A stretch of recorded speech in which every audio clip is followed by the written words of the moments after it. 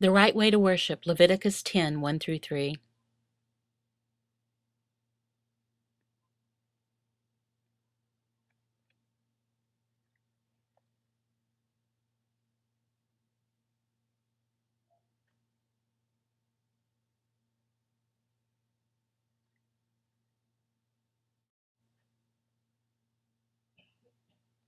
In Deuteronomy 5:8, it explains about the second commandment. And the verse says that we can't worship any image that represents God or God's nature. We can't invent anything, an image to worship. Anything that we're going to plan to bow down and worship is wrong. Anything that we say represents God, no, that's God forbids it.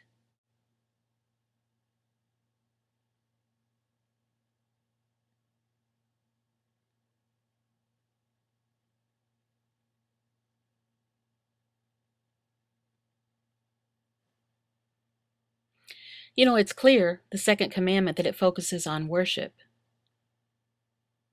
In Deuteronomy 5, 5 through 8, it teaches about that there are limits. There are limits to how we worship. Generally worshiping different ways. Can we do that? No, we can't. There's a right way to worship God, our Creator. The human heart, it tends to be, like a factory, an idol-making factory.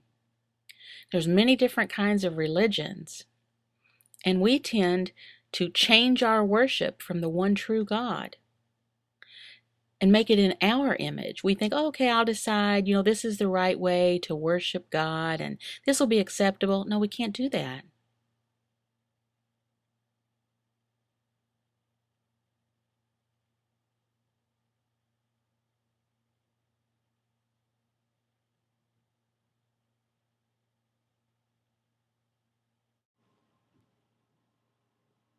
The Bible explains that there's limits to our worship. There's a line. The way we worship God, we dare not cross that line of what He says. That's sin against the Lord if we do that. So we need to be careful not to cross that line. There's many biblical verses that teach about this. He is our holy Creator, and He is serious about the kind of worship that He accepts. He's very serious. There's a story in the Bible in Leviticus 10, 1 through 3, and it's about two priests that were killed.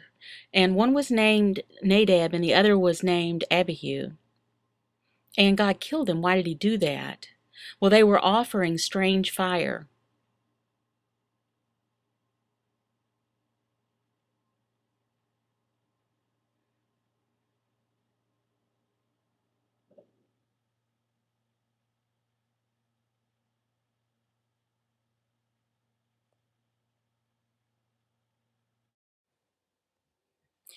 Biblical scholars out there, they don't know all the details to know exactly what the priest did that was wrong.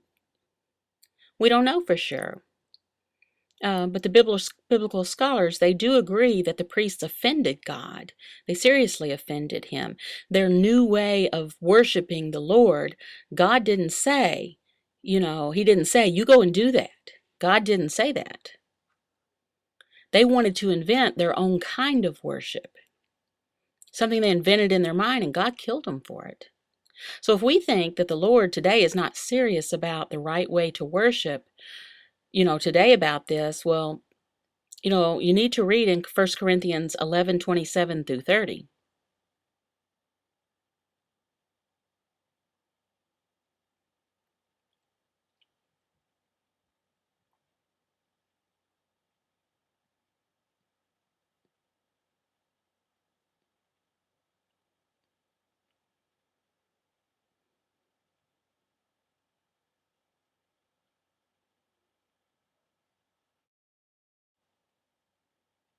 That verse that you were reading, it's about the Christians that were in the city of Corinth.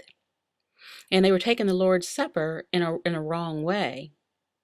And people died because of it. God killed them. The Bible explains more about this, and it's clear about this, that worshiping God, there's a right way to do it. And we need to remember that God does not accept any other way except His way of worshiping, the way that He says. So if we're thinking about, what do we need to do to worship him, to set it up, Bible teaches clearly about this. Maybe we're going to worship in a little bit different way than some other Christians do. It's not, not exactly the same, but it can still be the right way to worship. Basically, all the people are following what the Bible says.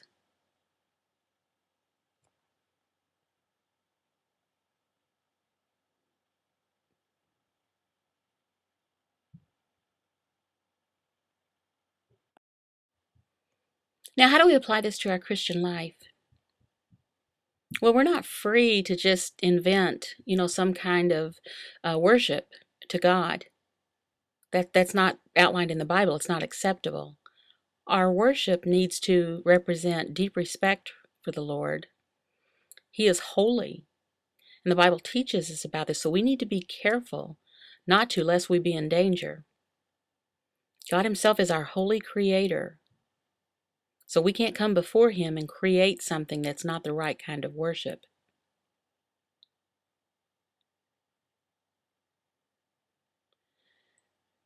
Now, we were discussing about that there's a right way to worship the Lord, and it teaches in the Bible about this. And maybe we're thinking, well, as I talked about before, maybe we're not doing the same things exactly as other Christians. So we're thinking, is this the right way to worship the Lord? So maybe there's a little bit of differences in it. And what does that mean exactly? Well, the teaching that we're all reading in the Bible, it's the same, but the way that we're doing it's not exactly the same. So, at the church, there's people that, for example, they say, well, we're singing and we're going to do this in different ways. Like, for example, some churches, they believe that there's only one way to sing praises to the Lord, and that's by singing the Psalms. And then there's other people say, no, no, no. You need to add other songs to this. Maybe a different kind of songs, maybe old songs, or maybe hymns. And so they differ in that. Some say, oh no, you need to follow this. Different things about that. You understand? So it's not exactly the same with all of them, but the basis of it is the same from the teaching of the Word of God. And that's the same. Coram Deo.